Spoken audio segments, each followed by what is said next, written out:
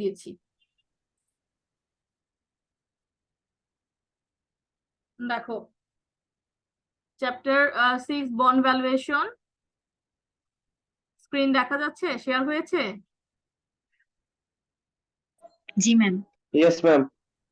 আচ্ছা দেখো, এখানে এখানে কিছু ম্যাথস আছে, কিছু থিওরি আছে, একটা ব্লেন্ডিং একটা chapter. So definition of valuation, what is valuation? Valuation বলতে আমরা কি বুঝি? ভ্যালুয়েশন যে কোনো কি একটা টেকনিক, একটা যে কোনো অ্যাসেটের ভ্যালু ডিটারমাইন করার টেকনিকটাকে আমরা বলবো valuation. In other words, valuation is a process that links risk and return to determine the worth of an asset. আমরা জানি যে কোনো অ্যাসেটের সাথে রিটার্ন যেমন থাকবে রিস্কও থাকবে, ঠিক আছে? সো রিস্ক রিটার্ন কনসিডার করে, বিশেষ করে রিস্ক কনসিডার করে আমি রিটার্নটা এক্সপেক্ট করব, ঠিক আছে? এবং সেই অনুযায়ী একটা অ্যাসেটের যে ভ্যালুটা কত হবে সেটা ডিটারমাইন করাটাই হচ্ছে ভ্যালুয়েশন। সো এটা আমরা একটা প্রসেসের থ্রুতে যেতে পারি, যে একটা ভ্যালুয়েশন হচ্ছে ওয়ান কাইন্ড অফ প্রসেস, যেই প্রসেসের মধ্যে কি হচ্ছে রিস্ক রিটার্ন লিঙ্ক আপ করে আমরা যে কোনো অ্যাসেটের ভ্যালু ডিটারমাইন করতে পারি। Got it? বোঝা গেল? খুবই সিম্পল ভাবে লিখা। Valuation is a technique of finding the value of any asset. এখন ভ্যালুয়েশন করার ক্ষেত্রে কিছু এলিমেন্টস তোমাকে কনসিডার করতে হবে, যে কোন কোন এলিমেন্টস এর থ্রুতে আমি যে কোনো অ্যাসেটের ভ্যালু ডিটারমাইন করতে পারি। তাহলে যেহেতু এটা এখানে প্রসেস আছে, এখানে কিছু elements, important elements must be considered. What are those? First of all the expected future cash flow. যখন একটা অ্যাসেটে আমরা ইনভেস্ট করি, সেই অ্যাসেট থেকে ইন ফিউচারে আমরা যে পেমেন্ট বা রিসিপ্টস পাবো, ঠিক আছে, দ্যাট মিনস যে ইনফ্লোটা পাবো সেটা কিন্তু আমরা এখনই পাচ্ছি না, যেটা আমার রিয়েলাইজ হবে সেটা অ্যাকচুয়াল। বাট আমি ইনভেস্ট করব যখন, জিরো পিরিয়ডে আমি ইনভেস্ট করছি, যদি সেটা 5 ইয়ার্স এর কোনো ইনভেস্টমেন্ট হয়, তাহলে ফার্স্ট ইয়ারে আমি একটা ইনফ্লো পেতে পারি, সেকেন্ড ইয়ারও পেতে পারি, fourth year, third year, fourth year, up to 5 ইয়ার পর্যন্ত, মানে ম্যাচুরিটি অফ দ্য ইনভেস্টমেন্ট, সে পর্যন্ত কিন্তু আমি ইনভেস্টমেন্টের থেকে রিটার্নটা পাবো। রিটার্নটাকে আমরা বলছি ইনফ্লো, ঠিক আছে, ইনফ্লো। সো এটাকে আমরা কখন পাবো? ভবিষ্যতে পাবো, ভবিষ্যতে পাবো। সো প্রত্যেকটা ইনভেস্টমেন্টের সাথে expected future cash flow related. So সেটা কি দেখি, returns or cash flows may come in different forms depending on the nature of the security. This cash flows includes the earnings, cash flows, dividends, interest payments, capital gains or loss during the holding period of a security. তাহলে future expected cash ফ্লোটা different ফর্মে আমরা পেতে পারি। If you invest in stock, investor বা shareholder কি পাবে? Dividend পাবে, তাহলে তার এক্সপেক্টেড ডিভিডেন্ড সেটা হচ্ছে কি? Future cash flow. কিংবা তুমি একটা লোন নিলে, তুমি বড়োয়ার, তুমি লেন্ডারের কাছ থেকে লোন নিলে, তাহলে লেন্ডারের পয়েন্ট অফ ভিউ থেকে তার ইনফ্লোটা কি হবে? ইন্টারেস্ট, সে যেটা আর্ন করবে। বা তুমি একটা স্টক পারচেজ করেছো, ইনভেস্ট করেছো, সেটা 1 বছর হোল্ড করেছো, 1 বছর পর তুমি সেটা সেল করে দিবে, হয় সেখান থেকে ক্যাপিটাল গেইন হবে কিংবা ক্যাপিটাল লস হবে, যেটাই আসুক না কেন সেটাই কিন্তু expected future inflow. So expected future cash flow সেটা ডিফারেন্ট ফর্মে আমরা দেখতে পারি। তুমি কি করতে পারো? তোমার একটা এক্সিস্টিং বিজনেস আছে, আমি জানি তোমাদের এখানে অনেকে বিজনেস করে। সো দেখো, যারা বিজনেস করছি তারা কি করি, বিজনেসে ইনভেস্ট করলাম, একটা পার্টিকুলার পিরিয়ড পর আমি জানি যে আমার এখান থেকে একটা আর্নিংস আসবে, that's my expected future cash flows. বুঝা গেল? বুঝতে পেরেছো? Yes ma'am. নেক্সট, তো ফার্স্ট এলিমেন্ট ভ্যালুয়েশনের পেলাম আমরা হচ্ছে the expected future cash flows. Second হচ্ছে timing of cash flows. Second element হচ্ছে timing of cash flows. The timing of cash flows is important consideration for valuation model because risk and return of investment would be change over time. আমরা জানি যে টাইমিংটা একটা important factor, কেননা যখন তুমি investment, একটা লং টার্ম ইনভেস্টমেন্ট করবে, ডেফিনেটলি তোমার রিটার্নটা কি হবে? লং টার্ম যেহেতু রিটার্নটা বেশি হবে, শর্ট টার্ম ইনভেস্টমেন্টের কি হবে? রিটার্নটা কম হবে। সো আমি শর্ট টার্ম ইনভেস্টমেন্ট করে অনেক বেশি রিটার্নের আশা করব, এটা কিন্তু করা যাবে না। So timing of cash flow, যে কত দিনের জন্য ইনভেস্টমেন্ট করছে এবং সেই অনুযায়ী কেমন ক্যাশ ফ্লো আমার আসবে, প্লাস হচ্ছে টাইমিং অফ ক্যাশ ফ্লোর আরেকটা ব্যাপার হচ্ছে যে আমার যে ইনভেস্টমেন্টটা আমি করেছি সেই ইনভেস্টমেন্টটা কত আর্লি পিরিয়ডে আমি রিকভার করতে পারি, দ্যাট মিনস রিপে ব্যাক। আমরা পড়েছি রিপে ব্যাক, দ্যাট মিনস আমি ইনভেস্টমেন্ট করলাম মনে করো 1000 টাকা, আমি 1 মাস পরে সেটা উঠিয়ে ফেললাম, মানে আমার কাছে ব্যাক আসলো, তাহলে কিন্তু আমার মোটামুটি আমি একটু রিস্ক ফ্রি হয়ে গেলাম, যেহেতু আমার কি ক্যাপিটালটা আমি আগে পেয়ে গেলাম। এরপরে যেটা আসবে সেটা হচ্ছে আমার লাভের অংশ, ঠিক আছে? So how quickly you get your investment, ঠিক আছে, বা you get your capital, that is repayback period. So repayback period যত ইনভেস্টমেন্টের আর্লি হবে তত তোমার জন্য ইনভেস্টমেন্টটা প্রফিটেবল হবে এবং তোমার রিস্ক অনেক কমে যাবে। সো টাইমিং অফ ক্যাশ ফ্লোটা একটা important consideration in case of valuating investment. এরপর দেখো third one is uncertainty of returns, যেটাকে আমরা বলতে পারি রিস্ক। দ্যাট মিনস আনসার্টেনিটি কাকে বলছে, যে চান্স অফ গেটিং, হ্যাঁ, getting future outcome of your investment, যে তুমি কি তোমার ইনভেস্টমেন্টের আউটকামটা আদৌ পাবে কিনা, বা যতটুকু আশা করছো ততটুকু পাবে কিনা, এই যে না পাওয়ার যে একটা ভয়, সেটাকে আমরা বলছি আনসার্টেনিটি অফ রিটার্ন। সো এই রিটার্নটা ভ্যারি করতে পারে, তুমি একরকম চাইছো, অ্যাকচুয়ালি তুমি সেটা নাও পেতে পারো, হ্যাঁ, সেটা ডিপেন্ড করছে ডিফারেন্ট মার্কেটস এন্ড ইকোনমিক কন্ডিশনের উপর। The future cash flows must be adjusted or discounted by appropriate discount rate. The rate must be earned by the security to include the investors to invest in risky assets whose cash flows are uncertain through calculating the present value of cash flows. Uncertainty of return, যেহেতু ফিউচারটা totally unpredictable, আমরা জানি না আমাদের ফিউচারে কি হবে, that's why আমরা কি করি, ফিউচারের যে এক্সপেক্টেড ইনফ্লো গুলো সেগুলোকে ডিসকাউন্টিং রেটের মাধ্যমে প্রেজেন্টে এনে প্রেজেন্টের আউটফ্লোর সাথে কম্পেয়ার করে কি আমরা কিন্তু ডিসিশন নিই। এর আগেও বলা হয়েছে, মনে করো তোমার একটা ইনভেস্টমেন্টের ভ্যালু হচ্ছে, মানে আজকে যদি তোমাকে ইনভেস্ট করতে হয় তাহলে তোমার টাকা লাগবে হচ্ছে 1 কোটি টাকা। তো তোমার কাছে 1 কোটি টাকা আছে, তুমি এখনই ইনভেস্ট করতে পারো, কিন্তু ইনভেস্ট করার আগে চিন্তা করতে হবে যে আমি যে 1 কোটি টাকা দিয়ে ইনভেস্ট করব, এটার ফিউচার আউটকামটা কি। সো ফিউচার আউটকাম যখন তোমার আজকের 1 কোটি টাকার চেয়ে বেশি হবে, ফিউচার আউটকামটা যখন ফিউচার আউটকামের প্রেজেন্ট ভ্যালুটা যখন আজকের প্রেজেন্ট ভ্যালু অফ আউটফ্লোর চেয়ে বেশি হবে, তখনই কিন্তু তোমার জন্য সেই ইনভেস্টমেন্টটা প্রফিটেবল হবে। সো ফিউচার এক্সপেক্টেড ইনফ্লোটাকে প্রেজেন্টে আনার ওয়ে হচ্ছে ডিসকাউন্টিং টেকনিক। সো ডিসকাউন্টিং টেকনিকের থ্রুতে আমরা ফিউচার এক্সপেক্টেড ক্যাশ ফ্লো গুলোর প্রেজেন্ট ভ্যালু ক্যালকুলেট করতে পারি, দেন সেটা প্রেজেন্ট ভ্যালু অফ আউটফ্লোর সাথে কম্পেয়ার করে কিন্তু আমরা ডিসিশন নিতে পারি। সো তোমার যদি আউটফ্লোর ভ্যালু হয় 1 crore, তুমি ফিউচার এক্সপেক্টেড ভ্যালু সেটার প্রেজেন্ট ভ্যালু যদি হয় তোমার 1 কোটি টাকার চেয়ে বেশি, তাহলে কিন্তু you can go for investment, otherwise you can not.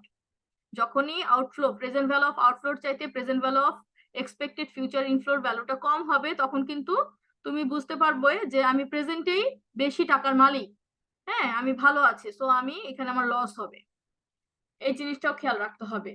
এখন দেখো এই যে তিনটা যে এলিমেন্টস আমরা করলাম, এই তিনটা এলিমেন্টস কনসিডার করে আমরা যে কোনো একটা ইনভেস্টমেন্টের, একটা অ্যাসেটের, একটা সিকিউরিটির ভ্যালু নির্ণয় করতে পারি। কিভাবে দেখো, by considering above 3 elements we can determine the value of an asset by using the following formula. What is this formula? টা দেখো, value of a security equals future cash flow divided 1 plus r। তার মানে future expected cash ফ্লোটাকে আমরা divide করছি কি, এটা discounting টেকনিকের মাধ্যমে কিন্তু আমরা ভ্যালুটা নির্ণয় করছি, ডিভাইড করছি 1 প্লাস আর, আর হচ্ছে ডিসকাউন্টিং রেট, ঠিক আছে, আর এটা পাওয়ার হবে এন, পাওয়ার হবে কি N.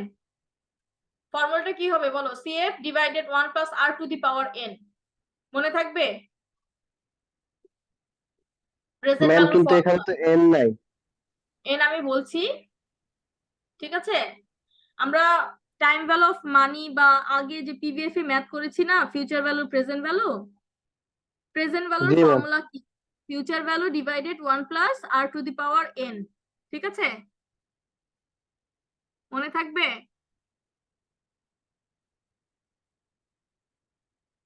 Future cash flow divided 1 plus r to the power N.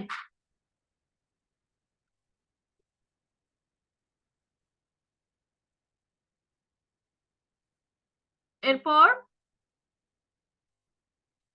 Security investment decision process. Security investment decision process, আমরা কিভাবে সিকিউরিটিতে ইনভেস্টমেন্ট করব এবং ডিসিশনটা নিব কিভাবে, সেটা একটা প্রসেসের থ্রুতে যদি যায় তাহলে কিভাবে যাবে দেখো। Investor must estimate the intrinsic value of investment at his or her requisite rate of return. Therefore, any investment decision process must involve the following steps. যে কোনো ইনভেস্টমেন্টের আগে কি বের করতে হবে, একটা ইন্ট্রিনসিক ভ্যালু বের করতে হবে। What is intrinsic value? প্রত্যেকটা ইনভেস্টমেন্টের একটা ইন্ট্রিনসিক ভ্যালু আছে, সেটা হচ্ছে কি তোমার নিজস্ব ক্যালকুলেশন, যে এখানে এইটার ভ্যালু কেমন হবে। সেই নিজস্ব ক্যালকুলেশনের সাথে যে ভ্যালুটা তুমি বের করবে সেটার সাথে যে মার্কেটে ওই অ্যাসেটের মার্কেটের যে ভ্যালুটা থাকবে সেটার সাথে তুমি ডিটারমাইন মানে কম্পেয়ার করবে। তাহলে দেখি আমরা কিভাবে ইনভেস্টমেন্ট ডিসিশনটা নেই সিকিউরিটির। প্রথমে কি করব, আগে আমার ফিউচার ভ্যালুয়েশনের জন্য, সিকিউরিটি ভ্যালুয়েশনের জন্য ওই সিকিউরিটির সাথে ওই সিকিউরিটির যে রিটার্নটা আসবে, ফিউচার ক্যাশ ফ্লো, সেটা আমাকে ডিটারমাইন করতে হবে। Determine the cash flows related to the securities of for valuation. Fine. Second, একটা অ্যাপ্রোপ্রিয়েট ডিসকাউন্ট রেট লাগবে, বিকজ আমি ফিউচারটাকে প্রেজেন্টে দেখতে চাই। ফিউচারটাকে প্রেজেন্টে আনার জন্য অবশ্যই আমাকে ডিসকাউন্টিং করতে হবে, ডিসকাউন্ট রেট লাগবে সেই জন্য।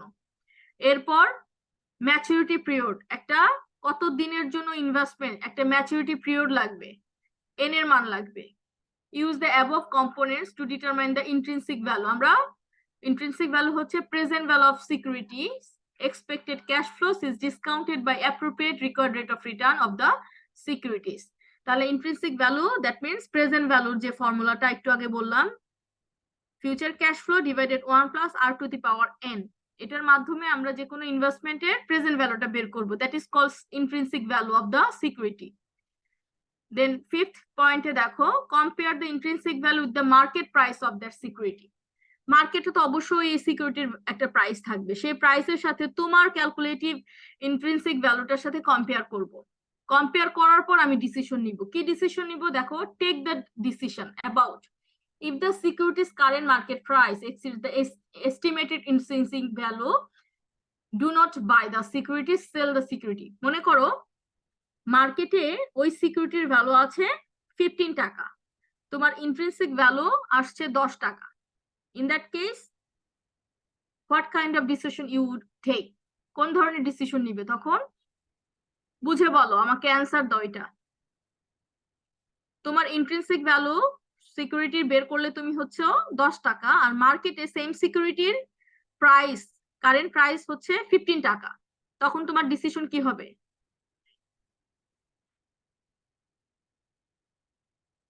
কথা বলো, 15 জন আছো।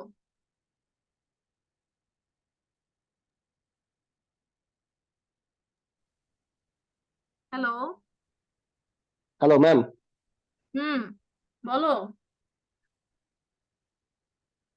ম্যাম বুঝি না আপনার কথা ওই সময়। কেন বুঝো নাই? না বুঝলেও তো কোনো কিছু বলছো না যে বুঝতে পারছি না। না ম্যাম, আমার এখানে নেটের সমস্যা করতেছে, ওই কারণে বুঝি না। ইন্ট্রিনসিক ভ্যালু হচ্ছে যে কোনো সিকিউরিটির প্রেজেন্ট ভ্যালু, ঠিক আছে? এখন তুমি সিকিউরিটিতে ইনভেস্ট করবে কি করবে না সেটা ডিসিশন কিভাবে নিবে? প্রথমে তুমি ইন্ট্রিনসিক ভ্যালু বের করবে তোমার সিকিউরিটির, হ্যাঁ, বের করে সেটা ওই সিকিউরিটির মার্কেটে কত প্রাইস চলতেছে সেটার সাথে কম্পেয়ার করবে। মনে করো তোমার সিকিউরিটির ইন্ট্রিনসিক ভ্যালু বের হলো 10 টাকা, সেম সিকিউরিটির মার্কেট প্রাইস হচ্ছে 15 টাকা, তখন তুমি কি করবা? বাই করবা না সেল করবা? বুঝো, বলো। সেল করবো ম্যাম। তখন সেল করলে তোমার দেখো, তুমি জানো যে এটা রিয়েল ভ্যালু বা ইন্ট্রিনসিক ভ্যালু হওয়ার কথা 10, কিন্তু মার্কেটে ওভার প্রাইস আছে কত? 15। সো তোমার কাছে যদি সিকিউরিটি থাকে তাহলে তুমি সাথে সাথে কি করে দিবা? সেল করে দিবা। তাতে কি হবে? সেল করে তোমার দিব, 5 টাকা কি প্রফিট। হবে? প্রফিট হবে। তখন কিন্তু বাই করবা না, বাই করলে কিন্তু লস। বিকজ কেন লস? মার্কেটে যে 15 টাকা, তোমার ইন্ট্রিনসিক ভ্যালু বের হলো 10 টাকা, তুমি যদি তখন বাই করো এই ভ্যালু কি হবে? 15 টাকা থেকে কমে যাবে, তখন কিন্তু তোমার কি হবে? লস হবে। সো ইন দ্যাট কেস আমরা তখন কি করব, not to buy but to sell, right? আর যখন ইন্ট্রিনসিক ভ্যালু মার্কেট প্রাইসের চাইতে কি হবে, বেশি হবে, ওই সময় তুমি কি করবা, বাই করব, ঠিক না? জি ম্যাম। তখন বাই করব, তখন আর সেল করব না, তখন আর কি করব না, সেল করব না। আর যদি সমান থাকে, ধরো ইন্ট্রিনসিক ভ্যালুও 10 টাকা, মার্কেট প্রাইসও কি হবে 10 টাকা, তখন কি করবা, তুমি সেলও করতে পারো, বাইও করতে পারো। তবে সাধারণত আমরা কি করি, ওয়েট করব, আমরা হোল্ড করব, তখন তখন কি করব, হোল্ড করব এবং ওয়েট করব যে কখন মার্কেট প্রাইস একটু বাড়ে, যদি বাড়ে তখন আমরা সেল করে দিব। এই যে দেখো এখন ফ্লো চার্টটা দেওয়া আছে, ডিসিশন যে ভ্যালুয়েশন স্টেপসটা কিভাবে হবে। প্রথমে হচ্ছে কি, আমরা expected future cash flow, timing, and এখানে আছে কি risk free rate plus risk premium, এগুলো কনসিডার করে investor required rate of return consider করব। করে কিভাবে করছে এটা, এই যে অ্যাপ্রোপ্রিয়েট ডিসকাউন্ট রেটের মাধ্যমে, এভাবে এই কম্পোনেন্টস গুলো কনসিডার করেই কিন্তু আমরা প্রেজেন্ট ভ্যালু পাবো। এই যে present value framework by investor, এখান থেকে আমরা ইন্ট্রিনসিক ভ্যালুটা বের করব। এই ইন্ট্রিনসিক ভ্যালুর সাথে মার্কেট প্রাইস কম্পেয়ার করেই আমরা ডিসিশন নিব যে আমরা কি বাই করব না সেল করব নাকি হোল্ড করব।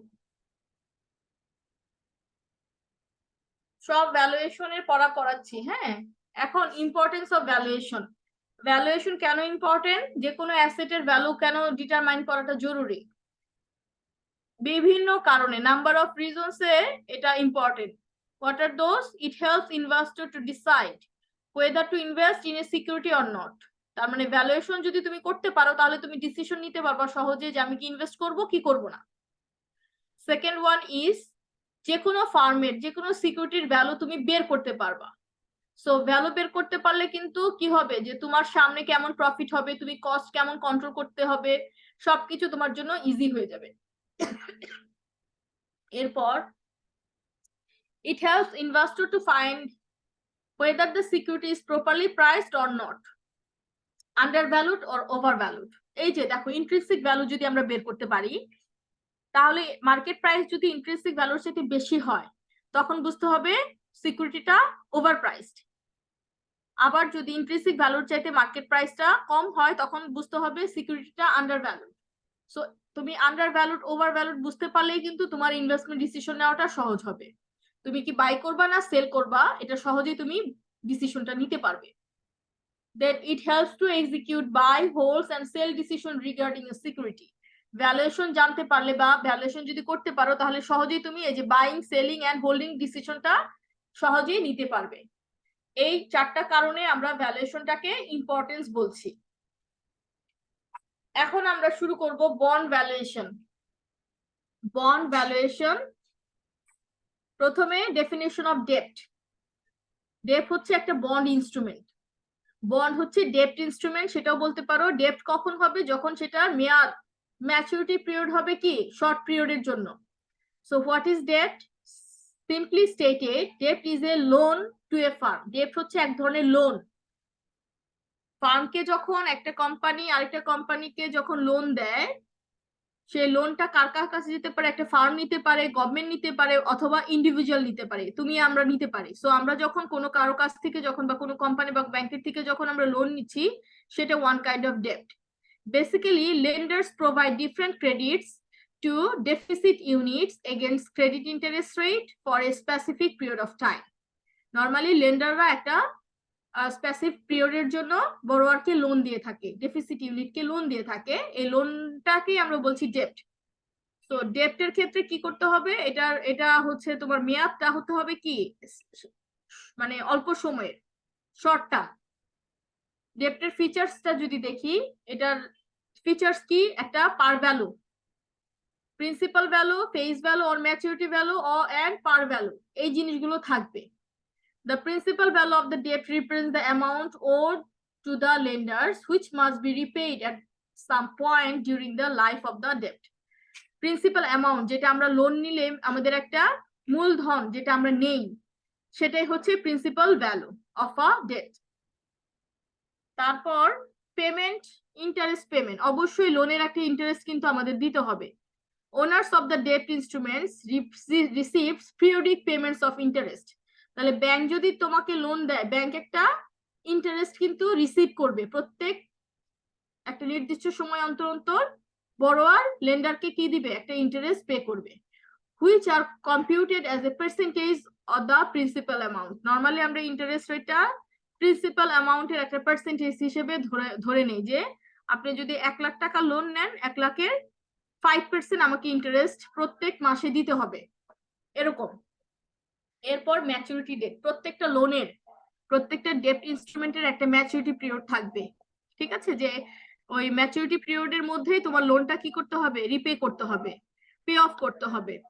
The maturity date represents the date on which principal amount of a debt is due, মানে কমপ্লিট হয়ে যাবে, শেষ হয়ে যাবে liabilities.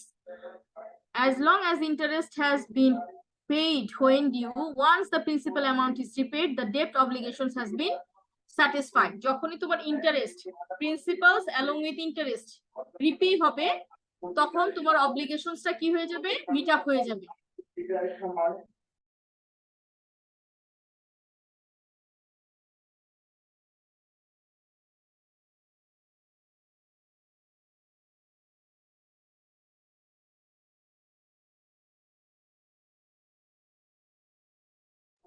হ্যালো, জি ম্যাম। নেক্সট পয়েন্ট হচ্ছে priority to assets and earnings.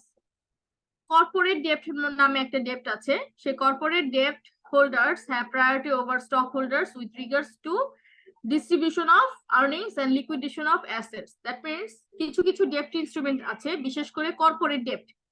Corporate ডেপ্টের ক্ষেত্রে ডেপ্ট হোল্ডার বা বন্ড হোল্ডার, যেটা বলে ডেপ্টই বলি, ডেপ্ট holder haves the priority over the stock holders with regards of earnings and liquidation of assets. That means কোম্পানির যে স্টক হোল্ডার আছে, যদি কর্পোরেট বন্ড হোল্ডার বা ডেপ্ট হোল্ডার তুমি হও, তাহলে ওই যে কোম্পানির ডেপ্ট বা বন্ড তুমি পারচেজ করেছো, বা সেই যে কোম্পানির তোমাকে লোন দিয়েছে, হ্যাঁ, বা যে কোম্পানি থেকে তুমি লোন পেয়েছো, বা যে কোম্পানিকে তুমি লোন দিয়েছো, যেটাই হোক, সেই ক্ষেত্রে ওই কোম্পানির কি হবে, অ্যাসেট এবং আর্নিংস এর উপর স্টক হোল্ডার চাইতে ডেপ্ট হোল্ডারের প্রায়োরিটি বেশি থাকবে।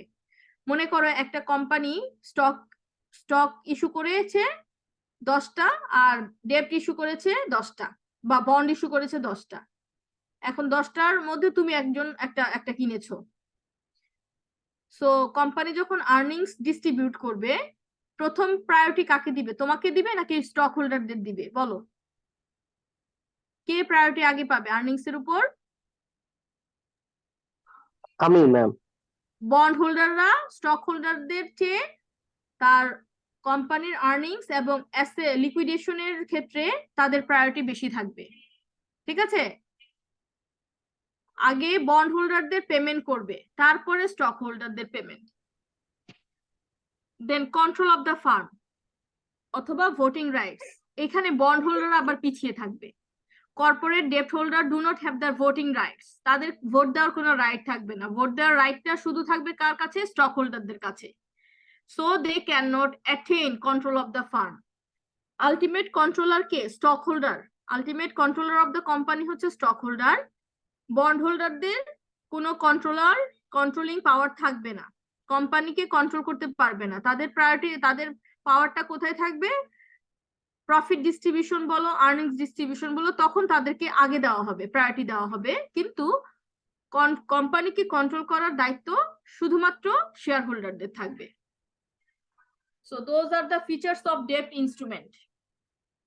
কি কি থাকবে, পার ভ্যালু বা ফেস ভ্যালু বা ম্যাচুরিটি ভ্যালু বা পার ভ্যালু বা প্রিন্সিপাল ভ্যালু, একটা প্রিন্সিপাল ভ্যালু থাকবে, ইন্টারেস্ট পেমেন্টের ব্যাপার থাকবে, ম্যাচুরিটি ডেট থাকবে, আর্নিংস এবং অ্যাসেটের লিকুইডেশনের ক্ষেত্রে প্রায়োরিটি থাকবে, কিন্তু ভোটিং রাইটস থাকবে না, কন্ট্রোলিং পাওয়ার থাকবে না ডেপ্ট হোল্ডারদের। এবার টাইপস অফ ডেপ্ট। যেটা আমি বললাম যে মানি মার্কেট ইনস্ট্রুমেন্ট, ডেপ্ট ইনস্ট্রুমেন্ট কি, money market, short term loan বা শর্ট টার্ম ইনস্ট্রুমেন্ট, ঠিক আছে, এটার মেয়াদ থাকবে 1 বছর বা তার চেয়ে কম। সো এই ডেপ্ট ইনস্ট্রুমেন্ট গুলো কি, দেখো, short term generally refers to the debt instrument with maturities of 1 year or less, যেগুলোর মেয়াদ থাকবে 1 বছর অথবা তার চেয়ে কম. Some of the most commonly used short-term debentures or instruments are described as under.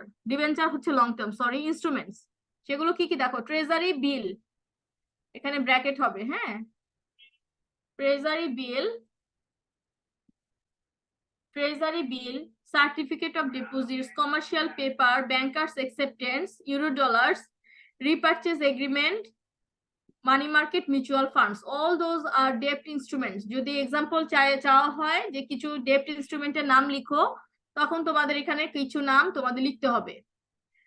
আর যখনই ডেপ্ট ইনস্ট্রুমেন্টটা মেয়াদ ম্যাচুরিটি হবে মোর দেন 1 ইয়ার, তখন সেটা বন্ড হয়ে যাবে। তখন কি হয়ে যাবে? বন্ড মার্কেট ইনস্ট্রুমেন্ট, সেটা হবে বন্ড মার্কেট, ডেপ্ট মার্কেট না, আর মানি মার্কেট হবে না। অথবা এটাকে আমরা লং টার্ম ডেপ্ট বলতে পারি। তাহলে লং টার্ম ডেপ্ট গুলো কোথায় ট্রেড হবে? বন্ড মার্কেটে হবে, ঠিক আছে, বা ক্যাপিটাল মার্কেট, যেটাই বলো।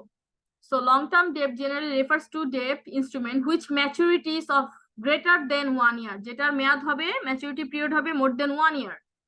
Some of the most commonly used short-term debt instruments, short না, এটা লং হবে, এখানে একটু ই করে দিই, এটা লং হবে, হ্যাঁ। long-term debt instruments are described, সেটা কি দেখো, treasury notes and bonds, government agency bond, municipal bond, corporate bond. Corporate বন্ডের আবার কিছু নাম আছে, secured bond, unsecured bond, subordinated debentures, callable bond, convertible bond, income bond, floating rate bond, zero coupon bond and junk bonds, all those are corporate bonds. যদি specifically corporate bonds এর নাম চাওয়া হয়, তাহলে এখান থেকে নামগুলো দিতে হবে। আর উপরের যেগুলো, এগুলো হচ্ছে government bond, treasury bond, government agency bond, municipal bond, এগুলো সবই হচ্ছে গভর্নমেন্ট বন্ড। দেন লাস্ট হচ্ছে ইন্টারন্যাশনাল বন্ড। এই 5 ধরনের হচ্ছে বন্ড ইনস্ট্রুমেন্ট, আর ডেপ্টের বললাম 7 ধরনের। এবার আসো ক্যালকুলেশন, ভ্যালুয়েশন অফ বন্ড। আমরা একটা বন্ডের মূল্য কিভাবে, ভ্যালুটা কিভাবে ডিটারমাইন করতে পারবো, সেটা আমরা শিখবো। Valuation of definite maturity coupon bond. Definite maturity মানে এই বন্ডের একটা নির্দিষ্ট ম্যাচুরিটি পিরিয়ড থাকবে। কি থাকবে? নির্দিষ্ট ম্যাচুরিটি পিরিয়ড থাকবে, ওইটাকে আমরা বলবো definite maturity coupon bond. The value of definite maturity coupon bond is the sum of the present value of all coupon payments and the maturity value. তাহলে সব কুপন পেমেন্টস এর প্রেজেন্ট ভ্যালুর সাথে maturity value যোগ করলে আমরা পেয়ে যাব ডেফিনিট ম্যাচুরিটি কুপন বন্ডের ভ্যালু। বুঝতে পেরেছো? ম্যাম কথা শোনা যাচ্ছে না ম্যাম। আমরা ফর্মুলা দেখব, ডেফিনিট ম্যাচুরিটি কুপন বন্ডের ফর্মুলাটা দেখব। ডেফিনিট ম্যাচুরিটি কুপন বন্ডের ক্ষেত্রে তোমার মনে রাখতে হবে ওই বন্ডের একটা নির্দিষ্ট মেয়াদ থাকবে, যে এত বছরের বন্ড, 30 বছর, 40 বছর কিংবা 20 বছর, হ্যাঁ, একটা স্পেসিফিক টাইম পিরিয়ডে ফ্রেমে থাকবে, ঠিক আছে, যে এত বছরের বন্ড। সেটার ফর্মুলাটা কি?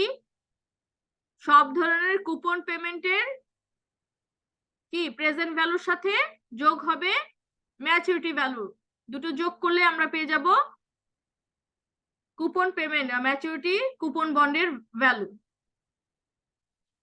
ফর্মুলাটা কি দেখাবো লিখে? এখানে তো দেখাই যাচ্ছে, দেখো এখানে হ্যান্ডআউটটা খেয়াল করো, দেখো ভ্যালু অফ বন্ড, সেটাকে আমরা ভি নট দ্বারা ডিনোট করছি। ভি নট, V0 দেওয়া মানে ভি নট মানে present value of the bond. V naught মানে হচ্ছে বন্ডের প্রেজেন্ট ভ্যালু ইকুয়ালস কি আছে, আইএনটি। আইএনটি হচ্ছে কুপন পেমেন্ট। আইএনটি কি বলো?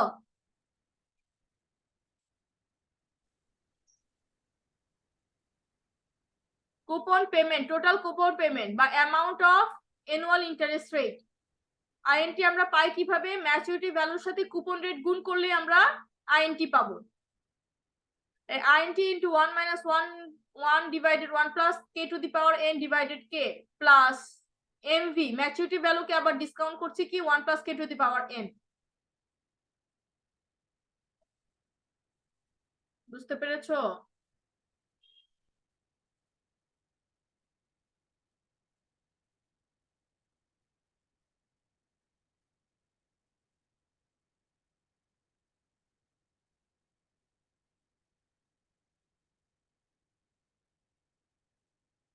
হ্যালো, কোথায় তোমরা? জি জি ম্যাম। ফর্মুলাটা কি বুঝতে পেরেছো? জি কি বুঝছো বলো?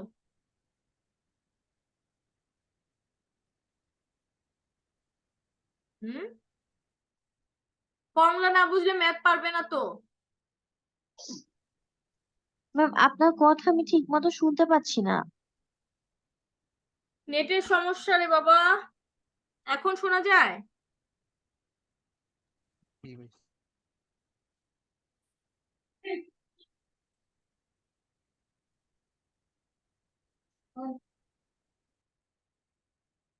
আচ্ছা, হোয়াইট বোর্ড কি শেয়ার হয়েছে? দেখো। জি জি ম্যাম।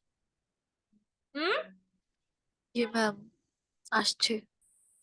তো আমি ফর্মুলা লিখছি যে একটা একটা বন্ডের প্রেজেন্ট ভ্যালু। মাগো কি লেখা এরকম কেন হয়? আচ্ছা, হাতে লিখে এখানে পচা হবে। হ্যাঁ, পিভি মানে প্রেজেন্ট ভ্যালু। দেখো, প্রেজেন্ট ভ্যালু অফ বন্ড।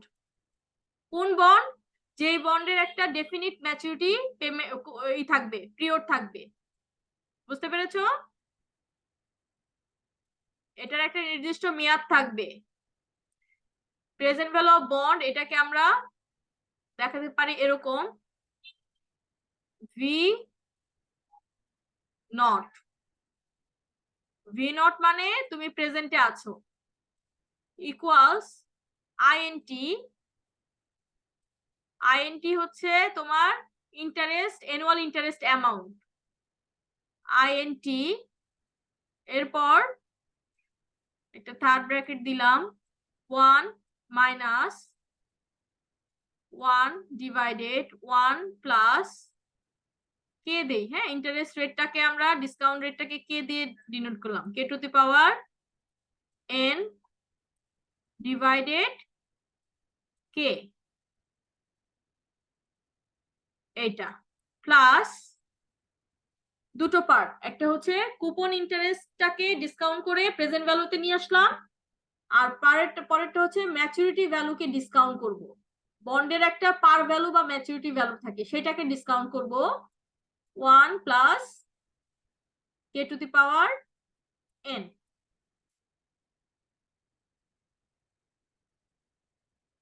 মনে থাকবে? বলো। এটা এটা কোন ফর্মুলা? যখন তোমার কুপন পেমেন্ট হবে অ্যানুয়াল বেসিসে। বছরে কয়বার অ্যানুয়াল বেসিস হলে বছরে কয়বার কুপন পেমেন্ট পাবে বলো? 12 বার। অ্যানুয়াল বেসিসে হলে বছরে কয়বার কুপন পেমেন্ট পাবে?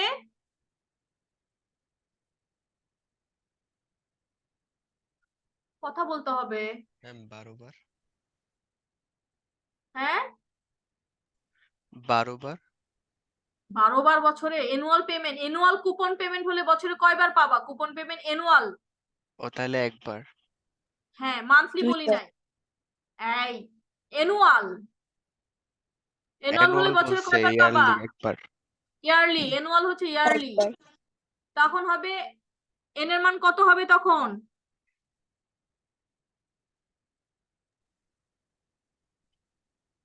এন এর মান জাস্ট বছর যদি 3 বছর হয় 3 দিবা, 4 বছর হলে 4 দিবা, 1 বছর হলে 1 দিবা। বুঝছো? ওকে ওকে। যদি কুপন পেমেন্টটা বছরে 2 বার পাও বা 4 বার পাও বা 3 বার পাও বা 6 বার পাও বা 12 বার পাও, তখন ফর্মুলা কি হবে বলো? মানে অ্যানুয়ালি একবার না, এর চাইতে বেশি বার যদি কুপন পেমেন্ট তুমি পাও, তখন কিন্তু ফর্মুলাটা চেঞ্জ হবে। কোথায় চেঞ্জ হবে? যদি তুমি সেমি অ্যানুয়াল পাও, মানে বছরে সেমি অ্যানুয়াল মানে কি, বছরে কয়বার হবে? 2 বার। ঠিক জি আছে, ম্যাম। তখন এই আইএনটি কে 2 দ্বারা ভাগ করবা, প্লাস দেখো কোথায় কোথায় ভাগ হবে, কে কে 2 দিয়ে ডিভাইড করবা, এখানেও 2 দিয়ে ডিভাইড করবা, n এর সাথে 2 গুণ করবা, এটার সাথে 2 গুণ হবে। এই পাশেও কে কোথায় আছে, এখানে কে কে 2 দিয়ে ভাগ করবা, n এর সাথে 2 গুণ করবা। এটা হচ্ছে যদি সেমি অ্যানুয়াল হয়। মান্থলি হলে কি করবা বলো? মান্থলি হলে কথা বলো। 12 12, যেখানে 2 লিখেছি এখানে তখন মান্থলি হলে কি লিখবা? 12। তাহলে 12 দিয়ে কে কে 12 দিয়ে ভাগ করবো, n এর সাথে 12 গুণ করব। যদি সেমি মান্থলি হয় বলো, সেমি মান্থলি হলে মানে 15 দিন পর 2 বার পর, তাহলে 24। ঠিক ও আছে, 24 উইকলি হলে 52। মনে থাকবে? জি মিস।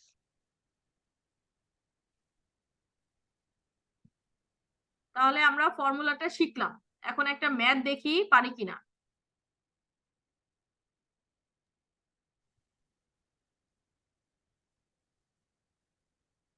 দেখো,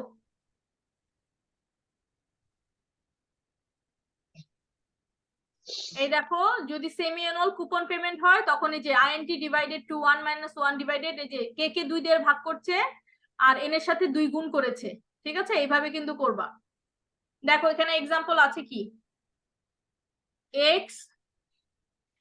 XYZ company on February 1, 2007 issued a 12% coupon interest rate. Coupon rate দেওয়া আছে কত? 12%। 10 years bond, ম্যাচুরিটি পিরিয়ড কত? 10 বছর। With 2000 par value, par value কত? 2000, বা পার ভ্যালু যেই জিনিস ম্যাচুরিটি ভ্যালু একই কথা। দ্যাট পেস ইন্টারেস্ট অ্যানুয়ালি, তাহলে অ্যানুয়াল বেসিসে ইন্টারেস্ট দেওয়া আছে অ্যানুয়ালি। হ্যাঁ, if the required rate of return on the bond is 10%, যদি required return 10% হয়, calculate the intrinsic value of the bond. Intrinsic value মানে হচ্ছে present value of the bond। তাহলে প্রেজেন্ট ভ্যালু বের করব। কি কি দেওয়া আছে তোমরা একটু বলো তো, কি কি দেওয়া আছে? দেখো, কুপন রেট দেওয়া আছে, কুপন কিন্তু রেট আমার ফর্মুলা 12%। কি? হ্যাঁ, কিন্তু ফর্মুলায় কি কুপন রেটের কথা ছিল? আইএনটি কি কুপন রেট ছিল এটা, নাকি অ্যামাউন্ট ছিল? বলো। অ্যামাউন্ট। অ্যামাউন্ট। তাহলে কুপন রেট দেওয়া থাকলে আমাকে কুপন অ্যামাউন্ট বের করতে হবে। দেখো কিভাবে বের করতেছি, সলিউশনে যাও।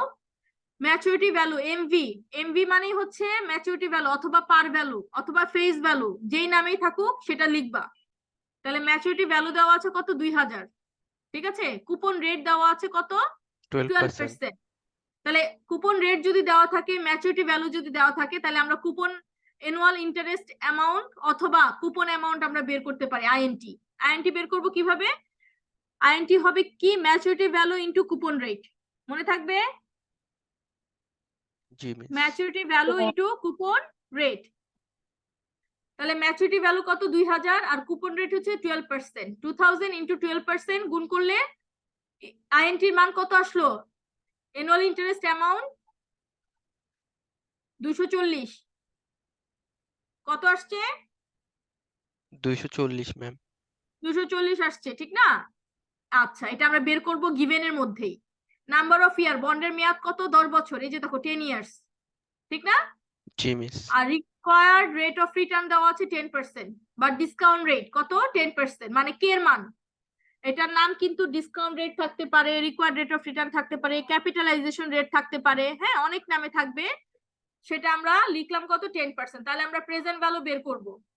প্রেজেন্ট ভ্যালু বের করব কিভাবে বের করব? ওই যে ফর্মুলাটা শিখিয়েছি সেভাবে বের করবে।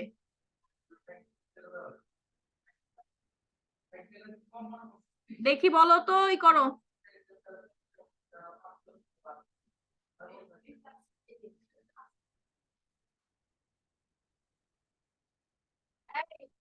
এটা বের করো, প্রেজেন্ট ভ্যালু বের করো। কি কি দেওয়া ছিল বলো? এমভি কত ছিল? ম্যাচুরিটি ভ্যালু কত ছিল?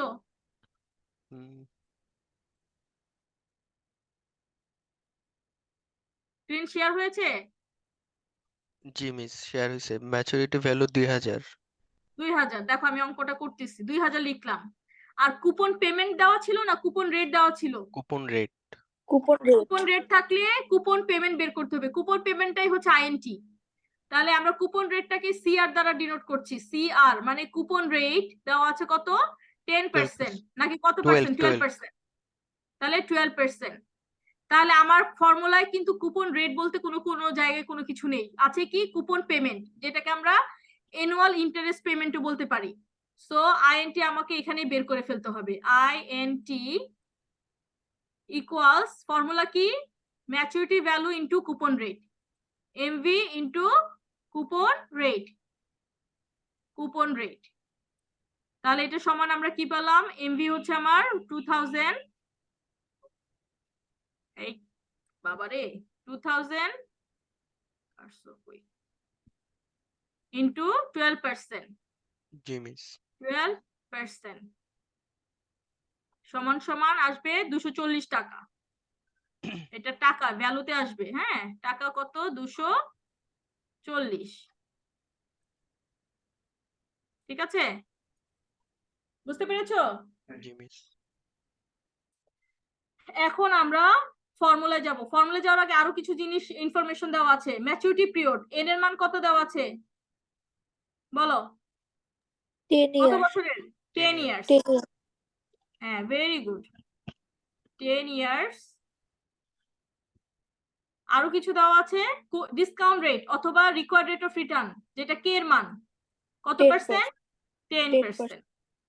হ্যাঁ এই ম্যাথ গুলো কিন্তু অনেক সহজ, না ম্যাম 10%। সবকিছু এখন তোমার ইনফরমেশন ক্লিয়ার, এখন জাস্ট ফর্মুলায় বসাবো।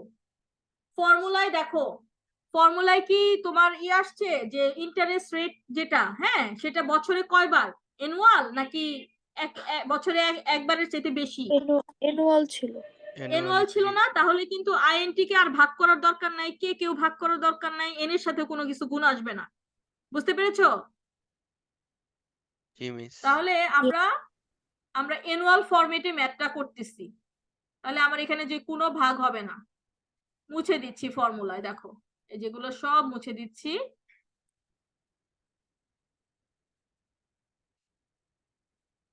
অ্যানুয়াল ফরম্যাটে তোমার ম্যাথটা করতে হবে। আর যদি সেমি অ্যানুয়াল থাকে কিংবা মান্থলি থাকে তখন তোমার এই ভাগ গুণের ব্যাপারটা আসবে। তাহলে মান বসাও, একদম সহজ, মান বসালে কি হবে, আইএনটি কত পেলাম 240, ঠিক না 240, তারপরে থার্ড ব্র্যাকেট দাও 1 মাইনাস 1 ডিভাইডেড 1 এর সাথে কে এর মান কত 10 না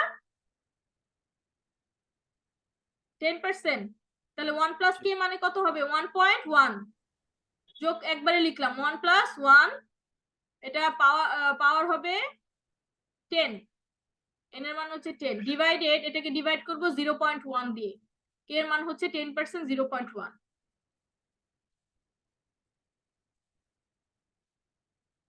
ঠিক আছে প্লাস ম্যাচুরিটি ভ্যালু হচ্ছে 2000,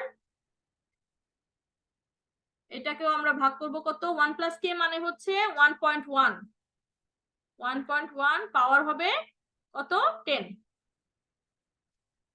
এভাবে ভাগ করে যখন তুমি ক্যালকুলেট করবা রেজাল্ট চলে আসবে, রেজাল্ট আসবে কত, এই যে ভাগ করলে তোমার আসে হচ্ছে 2246, ঠিক আছে 2246 মানে 2246.80, কত আসে দেখো,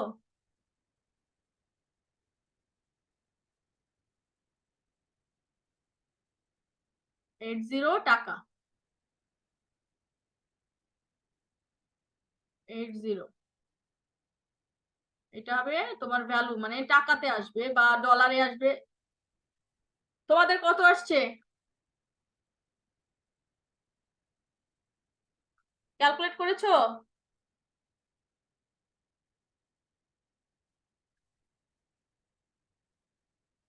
ইয়েস অর নো বলো, না ম্যাম পরে ম্যাম আপনি যা করছেন হ্যাঁ ম্যাম আলাদা ক্যালকুলেট করি নাই তো হ্যাঁ, ক্যালকুলেশন করে আমাকে বলো যে উত্তরটা মিলেছে কিনা, তারপরে বাকি কথাটা বলতেছি আমি।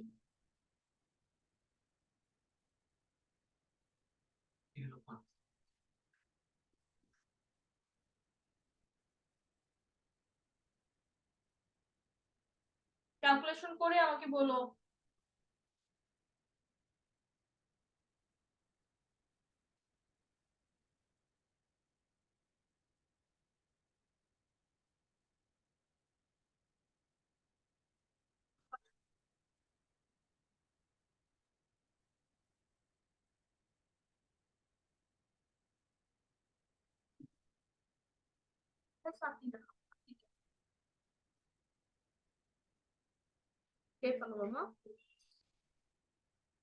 এই হয়েছে, এরম কই নাই ক্লাসে? আছে তো।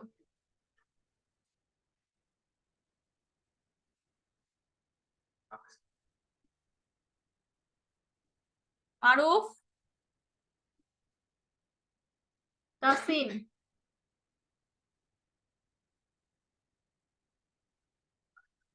এই সব ভিডিওতে আসতো দেখি, তোমরা আসো নাকি? আসি ম্যাম। তাহলে ক্যালকুলেশন করে জানাইতেছো না কেন, এত সময় লাগবে কেন? 2246 আসবে।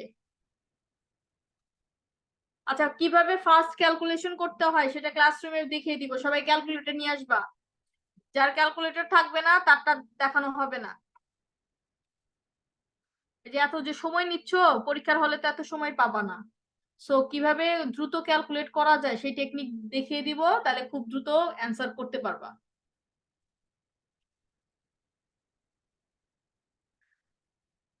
বের করেছো? আমাকে বলো। জি ম্যাম, ঠিক আছে। ঠিক আছে মাহি, ঠিক আছে। জি ম্যাম। আচ্ছা মাহি, কত আসছে? 2246.80। এটা কি প্রেজেন্ট ভ্যালু অফ বন্ড, ঠিক না? Intrinsic value. জি এখন ম্যাম। তোমাকে যদি ডিসিশন নিতে বলা হয়, মনে করো ইন্ট্রিনসিক ভ্যালু তোমার বের হয়েছে কত, 2246, ঠিক না? এই বন্ডের কারেন্ট মার্কেট প্রাইস হচ্ছে তোমার 2500। কত? 2500 কারেন্ট মার্কেট প্রাইস। আর ইন্ট্রিনসিক ভ্যালু যেটা বের হয়েছে 2246। ডু ইউ বাই জি। Or sell? কি করবে? Sell ma'am. সেল তখন দিব। তুমি কি করবে? সেল করবে। এভাবে কিন্তু আমি একটা ভ্যালু দিয়ে দিব, ঠিক আছে? তোমার ইন্ট্রিনসিক ভ্যালু যেটা বের করবে, সঙ্গে একটা ভ্যালু থাকবে, মার্কেট প্রাইস থাকবে, মার্কেট ভ্যালু থাকবে। সেই মার্কেট ভ্যালুর সাথে কম্পেয়ার করে কিন্তু তুমি বাইং ডিসিশনে যাবে নাকি সেলিং ডিসিশনে যাবে নাকি হোল্ডিং ডিসিশনে যাবে, এটা তোমাকে রেজাল্টের পর ইন্টারপ্রিট করতে হবে। মনে থাকবে? জি ম্যাম। ডিসিশনটা কি আবার রিপিট করছি আমি। ইন্ট্রিনসিক ভ্যালুর চাইতে যদি মার্কেট প্রাইস বেশি থাকে, in that case you can sell. You can sell because intrinsic ভ্যালুর চাইতে শেয়ারটা ওভার প্রাইসে আছে। সো ওভার প্রাইসে থাকলে ইন্ট্রিনসিক ভ্যালু এবং মার্কেট প্রাইসের ডিফারেন্সটা হবে তোমার জন্য profit. And that's why you should sell your security. আর অন্যদিকে কারেন্ট মার্কেট প্রাইসের চাইতে যদি ইন্ট্রিনসিক ভ্যালু কি থাকে, বেশি থাকে, in that case you can,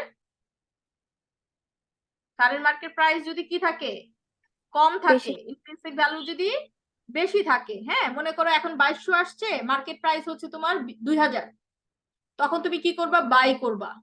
by করে, কারণ কেন বাই করবা? কারণ তুমি 2000-এ মার্কেট থেকে কিনবা, কিছুদিনের মধ্যে সেটা হয়ে যাবে 2246। তার মানে তোমার সেখানে এখন যদি কারেন্ট মার্কেট প্রাইসে কিনো, তাহলে তুমি কিছুদিন পরে সেটা সেল করতে পারবা কত? 2246। তার মানে 200 টাকা তোমার প্রফিট থাকবে। এভাবে ডিসিশন নিতে হবে।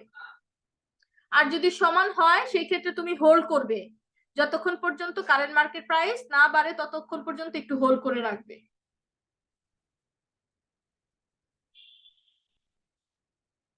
তো আমরা নেক্সট যাচ্ছি, পরে কি আছে দেখি।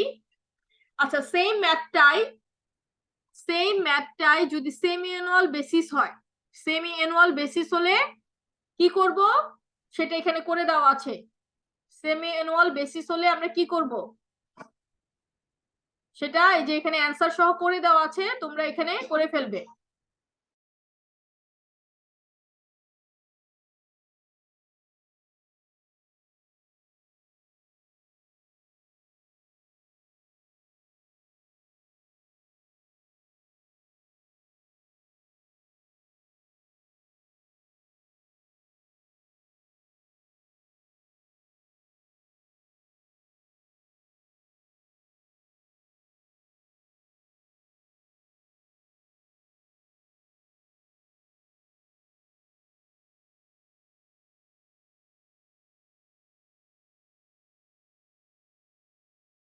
হ্যালো।